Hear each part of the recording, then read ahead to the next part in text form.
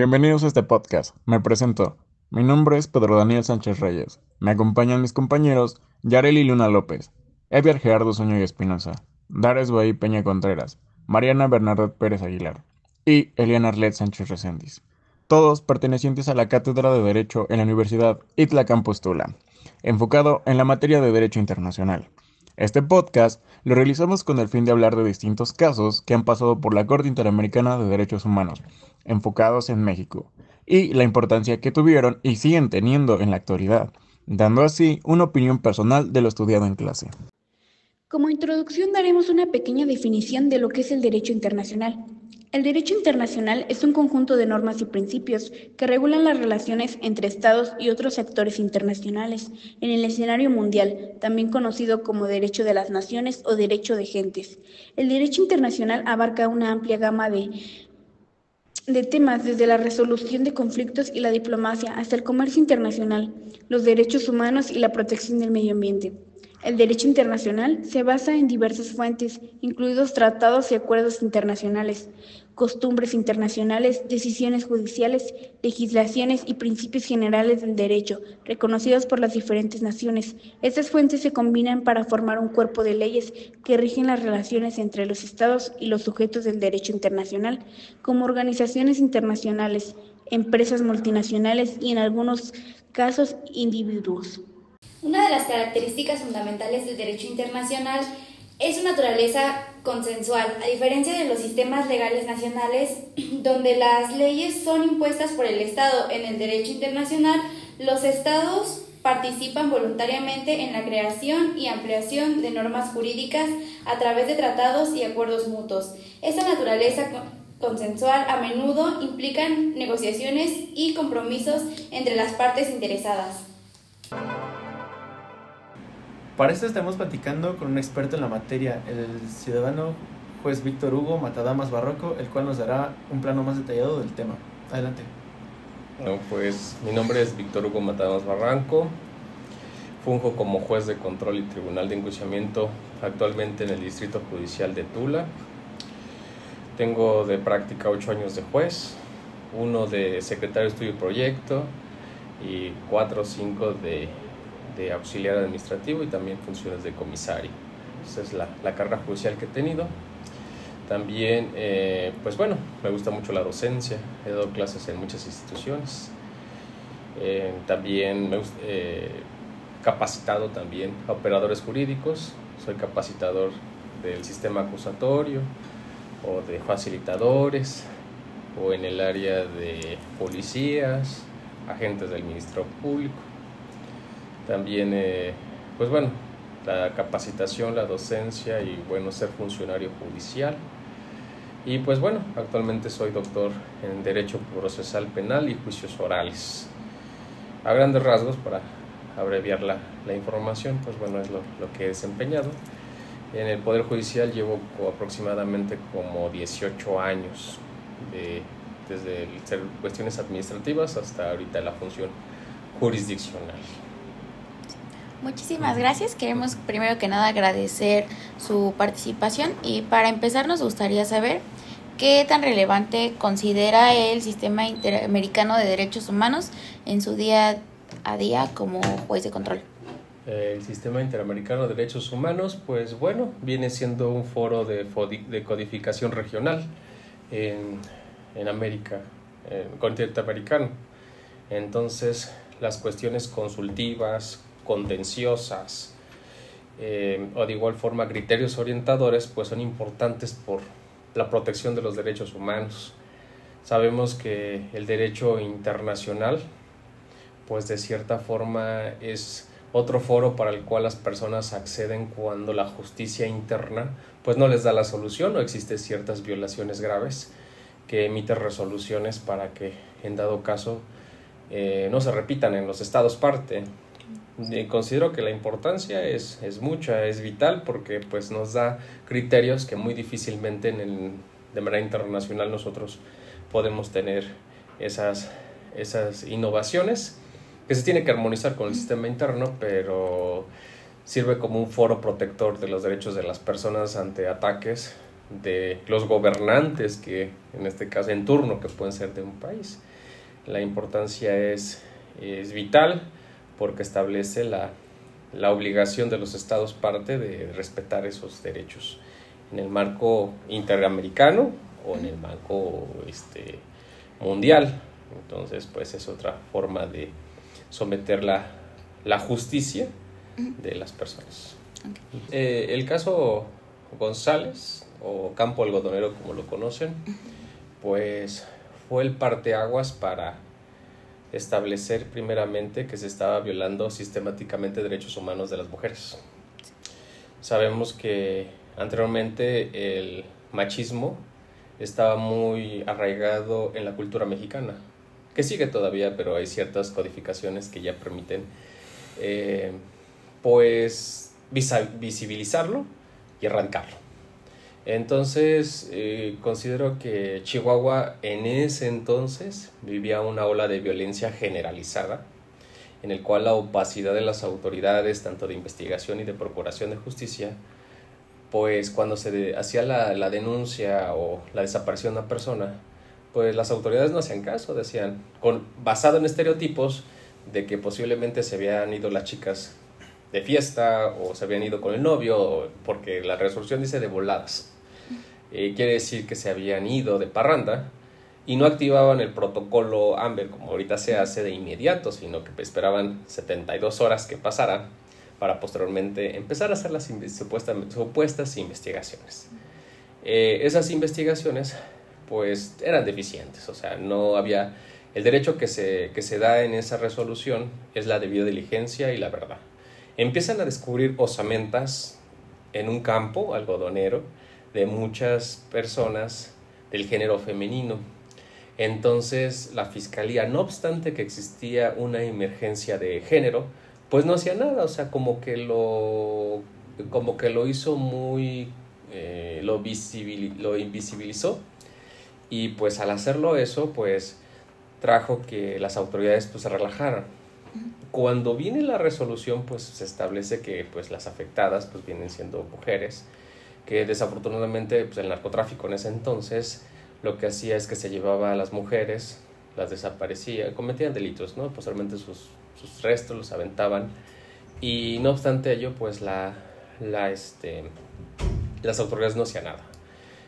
Cuando se condena al Estado mexicano, pues primeramente pues se fomentó mucho la perspectiva de género, que la perspectiva de género ni siquiera teníamos conocimiento de ello. Entonces por eso se vino una ola de capacitaciones para todos los operadores jurídicos, la aplicación de los estándares de violencia de género, qué era la violencia de género, también la debida diligencia, cómo debía actuar un ministerio público, y también pues se dio la primera, pues digamos, llamada de atención al Estado mexicano de que la protección de derechos humanos no estaba siendo de manera eficaz. No obstante que después ya vino Radilla y Pacheco con otra resolución donde se hace la reforma del 2011, donde ahí ya se hace pues ya la reestructuración de la Constitución, pero ya aquí fue el primer descalabro que tuvo el Estado mexicano cuando lo condenan a reconocer pues lo que es la violación sistemática de mujeres asesinadas y la opacidad que mostró en las investigaciones, y pues bueno, ya visibilizar que efectivamente existía violencia de género, y toda la gama de capacitación que nos dieron para, pues de cierta forma, pues que se erradicara esos tipos de estereotipos que estaban muy acentuados en las resoluciones de los juzgadores, ¿no? Entonces, el juzgar con perspectiva de género es una metodología que se implementó mucho a raíz de esa resolución, que fue González y otros, porque eso, sí. O sea, no solamente fue una chica, sino fueron ellas, y se pronunció por todas las mujeres desaparecidas. Ese asunto es importante, porque sabemos que cuando vas a la Corte Interamericana solamente va la persona, sí. Pero ahí se vio grandes violaciones y se pronunció por otros, por todas las mujeres que estaban siendo víctimas de esa violencia de género. Pero es un asunto muy importante que da parteaguas: protección de derechos humanos, aplicación de perspectiva de género y los derechos de la verdad histórica y la debida diligencia y el acceso a la justicia, que es la tutela judicial efectiva. ¿Considera que las negligencias que tuvo México en este caso en específico están justificadas? No, no están justificadas, porque se decían los argumentos que no obstante que tenías una alarma, una emergencia de género, pues las autoridades no hacían nada. O sea, los ministerios públicos, en lugar de investigar, de indagar, de proteger, incluso porque de las fábricas salían camiones y eran de mujeres que salían del trabajo y se iban a su casa, pues esos camiones eran investidos por camionetas, bajaban a las chicas, se las llevaban y pues ya no aparecían. Entonces, no obstante que estabas en un estado, una alerta de género, pues el Estado mexicano no hizo nada. Y en las averiguaciones deficientes, porque pues no contó con su banco de ADN de las osamentas para eventualmente los familiares que iban a reclamar si una persona estaba desaparecida, tomarles ADN y para ver si efectivamente pues esos restos pertenecían a alguno de sus familiares, porque la incertidumbre de tener un familiar perdido pues es mucha. O sea, tú no vas a descansar hasta que encuentres al familiar, y si ya la autoridad te dice, ¿sabes qué? Encontramos las osamentas de su familiar, tal, como sea, estás enojado, sabes que no se le dio la seguridad por parte del Estado, sin embargo, ya tu tranquilidad de saber que la persona pues ya falleció y darle una sepultura digna, pues es el derecho que se trastoca, pero considero que no está justificado. Incluso pues como fue sistemático, o sea, se agravó y todos hablan de las muertes de Juárez porque fue un referente a nivel nacional, internacional también, con la resolución del Campo Algodonerero, que sirve de referente para otros estados parte. No está justificada esa negligencia, ni por las autoridades de seguridad pública, ni por los peritos, ni por los ministerios públicos, porque de cierta forma las investigaciones sí fueron diligentes y existía una alarma de género y no se hizo nada. O sea, en lugar de que fomentara vigilancias o toques de queda o unas políticas criminales, el Estado no hizo nada. O sea, decía, pues, y es más, el Estado minimizaba y decía, no, pues, como números más, números menos. Posiblemente se fue con el novio. Entonces eso pues, hacía como que todos, al tener esa alarma, pues la hicieras a un lado y no le das la importancia. ¿Cuál es la opinión que tiene usted acerca del trabajo que realizó la Corte en este caso en específico? Pues fue excelente, porque a final de cuentas, pues de ahí empezaron a ver los grupos feministas, ¿no? Sí. Que empezaron a voltear y decir que existían ciertas prácticas machistas o de masculinidad que pues se toleraba por parte del Estado. Entonces, no obstante la perspectiva de género, y se vino toda esta inclusión de muchos grupos de LGBTI, o sea, yo creo que la Corte, o sea, la Interamericana abrió ese parteaguas para decir, tienes que hacerte responsable primero de las violaciones que cometiste, y posteriormente tener otra cultura en aceptación e inclusión de otros grupos de género, como porque ya sabemos que de acuerdo al protocolo para juzgar con perspectiva de género, el sexo, el género, la identificación pues vienen siendo conceptos distintos. Pues sí fue importante esa labor porque pues casi todas las normas estaban redactadas en sentido masculino. Había ciertas violaciones directas e indirectas de la norma que no nos dábamos cuenta, entonces, porque así lo habíamos visualizado. La perspectiva de género nos ayudó a tener otros antifaces y visibilizar que la mujer pues ha tenido pues un pasado histórico sometido al sometimiento del poder, de ciertas peticiones masculinas y de otros tipos de violencia. Sí fue importante, porque de ahí abrió mucha protección de la perspectiva de género. Se hizo mucho énfasis en la resolución, en las convenciones de la CEDAW y de Belén do Pará, e incluso, pues bueno, a nivel estatal pues ya tenemos los centros de justicia para mujeres, que específicamente se aboca a la protección de mujeres. Y también tenemos acciones afirmativas como que ya los transportes sean rosas, que de cierta forma pues ciertas alarmas que ya las mujeres tienen.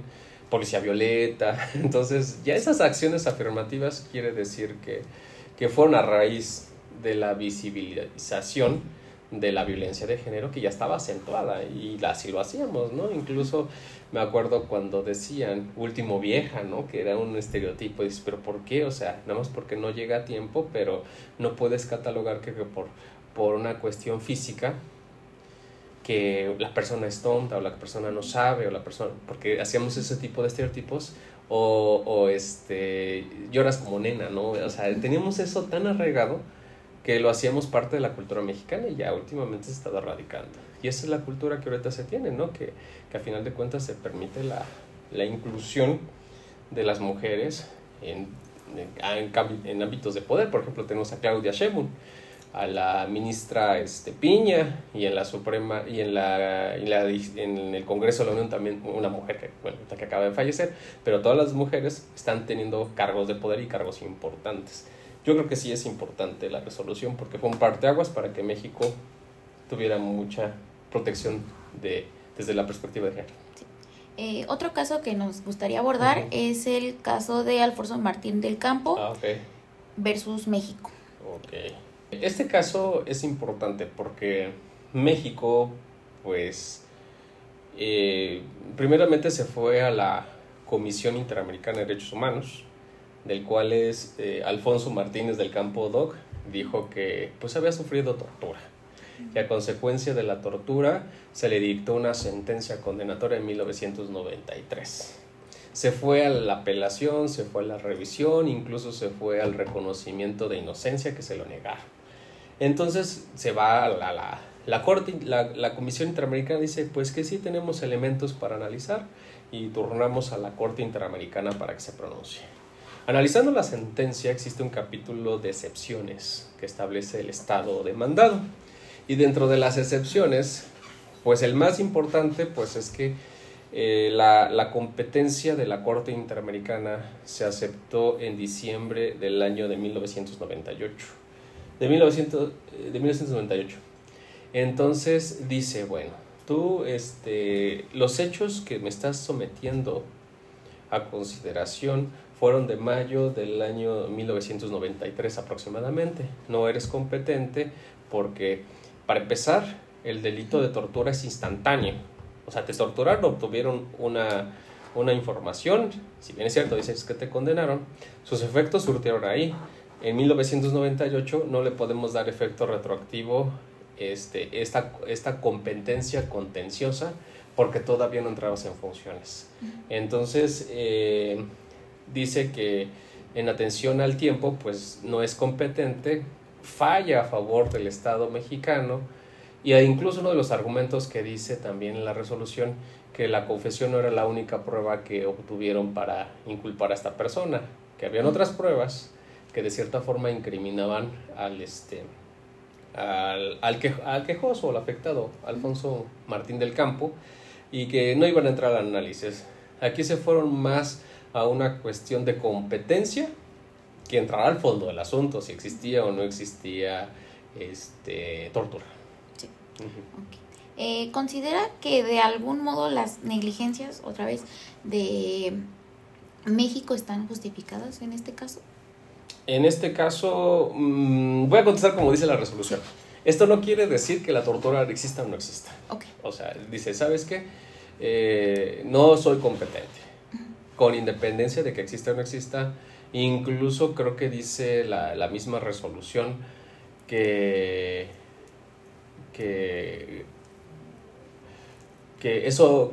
la Corte Interamericana no puede analizar los procedimientos como se llevan, sino solamente del resultado final, si existieron violaciones a los derechos humanos.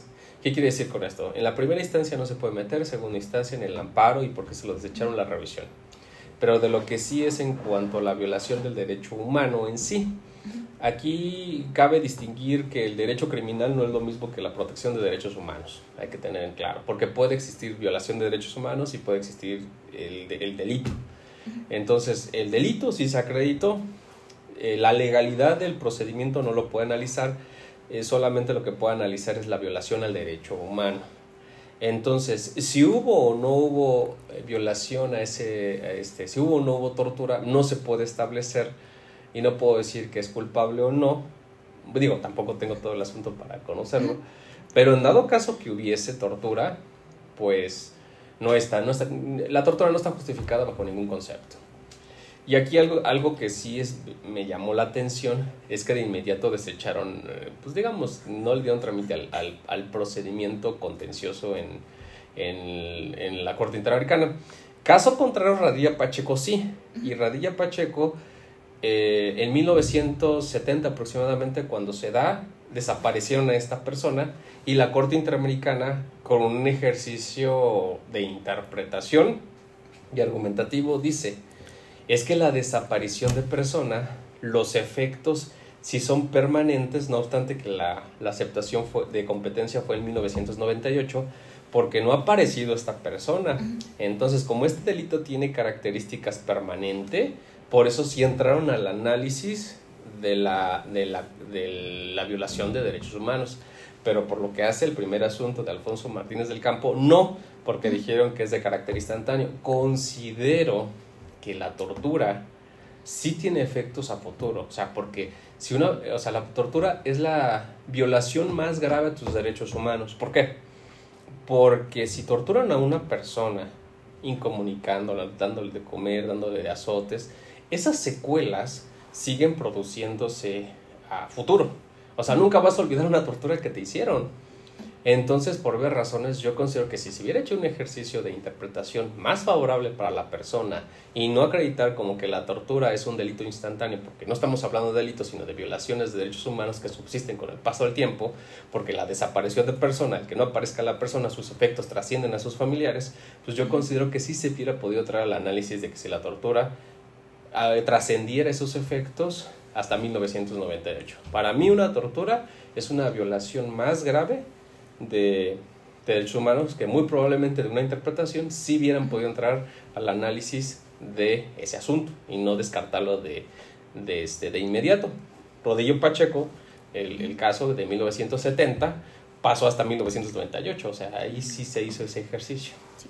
Y con esto considera que el trabajo que tuvo la Corte de negarse a seguir con esto fue justificado o no. Pues mira, al final de cuentas las resoluciones de la Corte Interamericana no son apelables y no son recurribles, o sea, es lo final, por decirlo así, o sea, ya no tienes otro recurso. Todo lo que diga la Corte Interamericana, pues ya es lo último, ¿no? Entonces, pues a final de cuentas ese fue un posicionamiento de una interpretación muy restringida, que es que cuando restringes un caso, pierdes la posibilidad de pronunciarte en protección de derechos humanos. Radilla Pacheco, al pronunciarse, incluyó lo que es el control difuso de convencionalidad, de constitucionalidad, de la interpretación conforme, la reforma a la Constitución. Viene también, por ejemplo, la resolución de campo algodonero, perspectiva de género y toda la inclusión de muchos de sectores. Entonces, siempre que la Corte Interamericana desecha en automático por esa circunstancia que no hace una interpretación más favorable, como fue en este caso, pierde la posibilidad de dar mensajes positivos en protección de derechos humanos. Que si existe o no, no sé, pero si existe en dado caso la violación de derechos humanos por una tortura, ahí pudo haber entrado el análisis haciendo ese ejercicio de interpretación y decir que los efectos sí son permanentes porque la persona todavía se ve afectada, y aplicando el protocolo de Estambul, que es otro ordenamiento internacional, pudo verificar si se existía tortura o no. Si bien es cierto, no para concederle la protección a la persona, pero si hubo violación, mandar un mensaje para ver qué tratamiento, por lo menos en México, se le debe de seguir cuando una persona sea torturada. Entonces sí fue como que de inmediato decir no soy competente, perdió esa posibilidad de pronunciarse, y yo considero que en un ejercicio de protección sí pudo haber saltado esa competencia. Okay. Ahí se perdió la posibilidad de que se pronunciara en sentido afirmativo sobre la protección de derechos humanos. ¿Cómo considera usted que impactó el fallo de la Corte en el sistema de justicia mexicano, específicamente en este caso? ¿En el de Martín del Campo? Ajá. Pues es que Martín del Campo quisieron aplicarlo con Radilla Pacheco también y decirle que tampoco era competente, pero dices, espérame, aquí como que esto me vas a minar de cierta forma pues el acceso a ciertos casos, y por eso tuvo que hacer esa interpretación y decir, bueno, no es Radilla Pacheco, sí, porque sus estragos van hasta 1998 y vas para allá. Entonces sí tuvo un impacto porque México salió avante, ¿no? O sea, ¿a quién no le gusta ganar? Entonces ganó una resolución ante la Corte Interamericana, pero también la Corte al darle esa puerta para que se desechen los asuntos, para establecer esas excepciones, pues te los voy a hacer en todas las violaciones antes de 1978.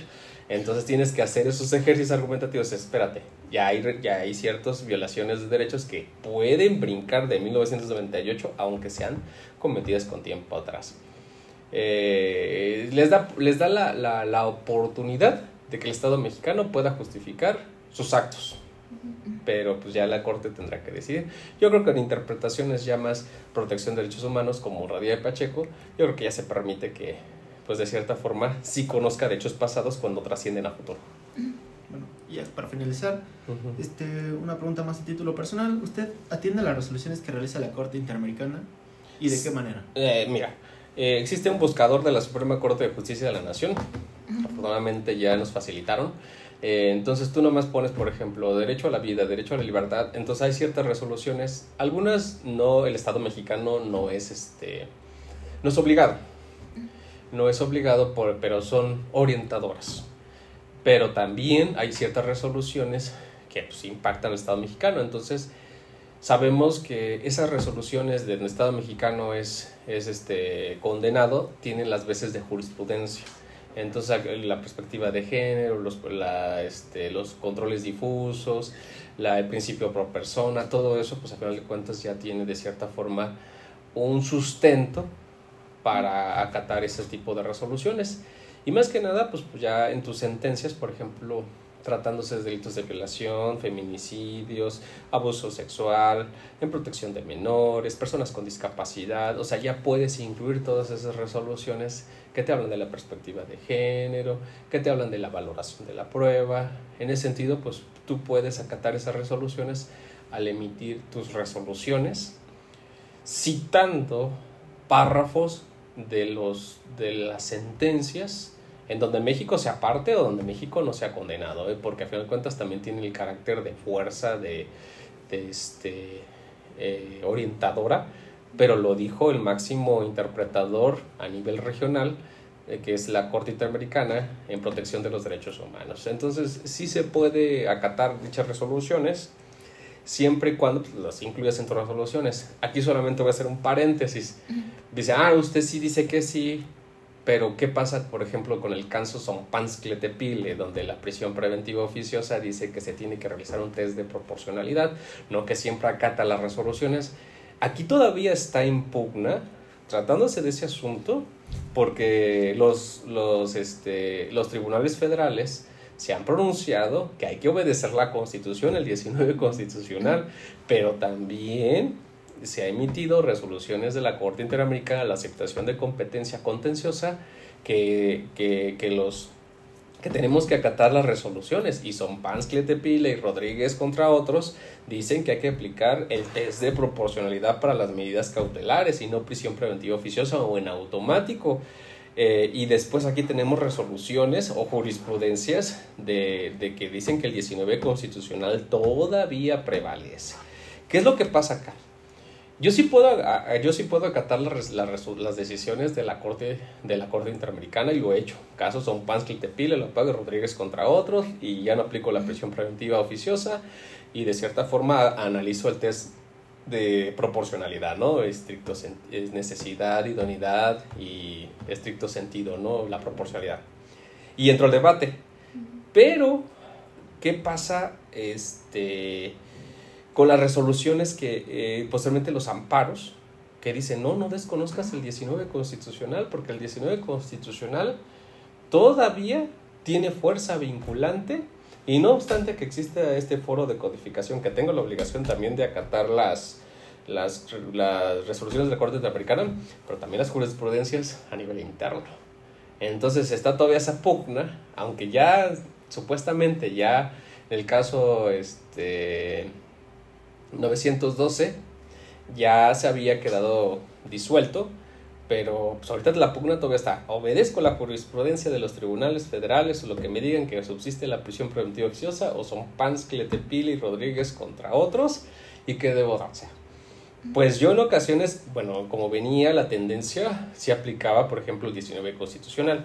Vienen los amparos, dice no, obedeciendo al control difuso de convencionalidad, son Pans, Cletepile, tienes que aplicar el test de proporcionalidad. Sí. Posteriormente me conceden los amparos y después salen estas jurisprudencias y dicen no, tienes que, el 19 constitucional es vigente y el 19 constitucional se debe de prevalecer. Entonces, es un juego de poder, en el sentido de que sí acatas de cierta forma los tratados, las resoluciones de la Corte Interamericana, pero también tienes el derecho interno. Hay que armonizarlos, que en ocasiones no se puede, pero tenemos que inclinarnos a veces, de cierta ocasión, en el mundo fáctico que debe de ser. En el mundo fáctico nos inclinamos por el derecho interno. Ya el derecho internacional como que lo hacemos a un lado. Y casos, por ejemplo, para finalizar, la reforma judicial.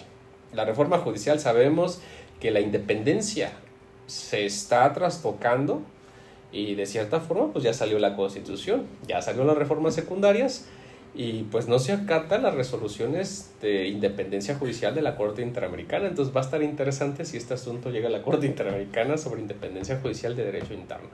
En la medida de lo posible, la respuesta lo contesto, en la medida de lo posible se hace caso, pero todavía estamos en pugna porque estamos en un estado democrático donde el derecho interno no cede ante el derecho internacional. No obstante que ambos tienen la misma finalidad de proteger a la persona, el derecho interno empuja y el derecho interno también estamos colisionando. ¿Cuál es la labor de un juez? Armonizar y empatizar esos dos sistemas y siempre favorecer los derechos de la persona, pero hay que inclinarse, o sea, necesariamente hay que inclinarse, y la tendencia fuerte ahorita es que, no obstante las resoluciones de la Corte Interamericana pues están pegando, pues prevalece todavía un poco el derecho interno sobre las decisiones de los gobernados.